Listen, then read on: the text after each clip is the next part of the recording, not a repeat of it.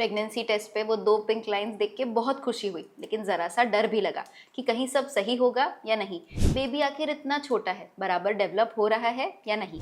ऊपर से घर के बड़े बुजुर्ग कहते हैं कि ये 3 महीने किसी को ना बताओ, किसी की नज़र ना लग जाए, कहीं कोई प्रॉब्लम ना हो जाए। ऐसा क्यों?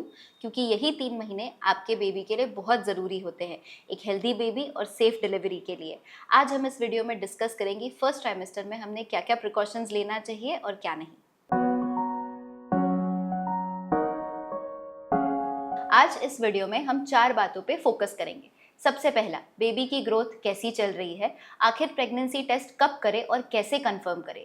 तीसरा, मेडिसिन यानी दवाइयाँ कौन कौन सी लेनी चाहिए और किन चीज़ों से दूर रहना चाहिए। चौथा और सबसे इम्पॉर्टेंट, डाइट में आखिर क्या इंक्लूड करें। इस वीडियो को एंड तक ज़रूर देखिएगा क्योंकि अधूरी जानकारी नुकसान कर सकती है। तो चलिए विजुअलाइज करते हैं कि इन 3 महीनों में बेबी कैसे बन रहा है। पहले 3 महीनों में बेबी का साइज काफ़ी हद तक एक छोटे से दाने की तरह होता है और बेबी का वजन 100 ग्राम तक हो जाता है।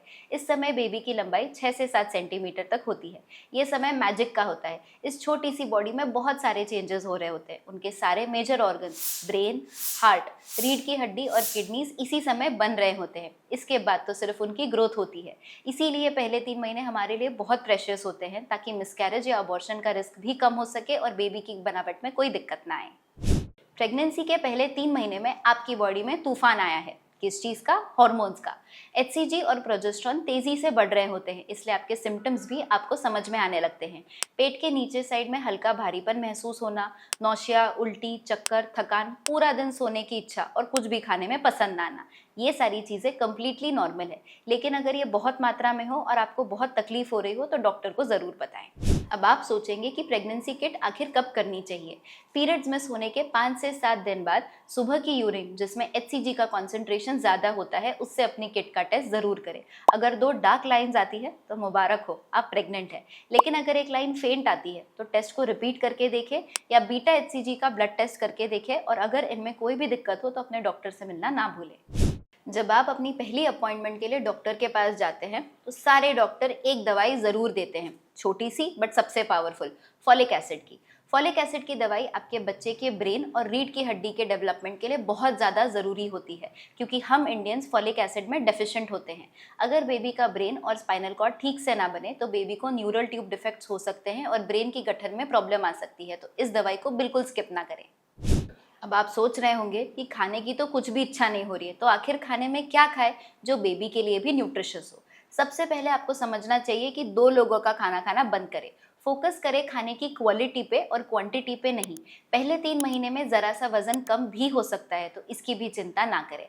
अपने खाने में हरे पत्तेदार सब्जियां जैसे पालक, इन चीज़ों को इंक्लूड करना ना भूलें। प्रोटीन आपके बेबी के डेवलपमेंट के लिए सबसे ज़्यादा ज़रूरी होता है। अगर आप वेजिटेरियन हैं तो अपने खाने में सोयाबीन, पनीर, टोफू इंक्लूड करना ना भूलें, और अगर आप नॉन वेजिटेरियन हैं तो एग्स और चिकन का सेवन भी आप कर सकते हैं, लेकिन मसालेदार जंक फूड की तरह नहीं, घर के हेल्दी खाने की तरह। सबसे इम्पॉर्टेंट बात पहले 3 महीने में होती है अपने पार्टनर के साथ कांटेक्ट बनाने का डिसीजन।